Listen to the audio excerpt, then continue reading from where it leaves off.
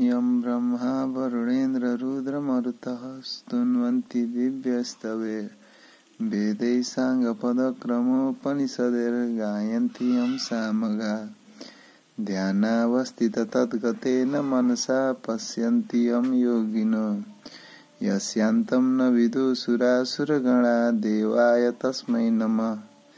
श्रीमच्चन्दनचर्चितो जलवपु शुक्लाम्बरा मल्लिका मालालङ्कृतकुण्डला प्रविलसन् मुक्तावली शोभिता सर्वज्ञाननिदानपुस्तकधरा रुद्राक्षमालाधरा वाग्देवी वदनाम्बुजे वसतु मे त्रैलोक्यमाता चिरम्। मूकं करोति वाचालं पङ्गुं लङ्घयते गिरिं यत्कृपातमहं वन्दे परमानन्दमाधवम्।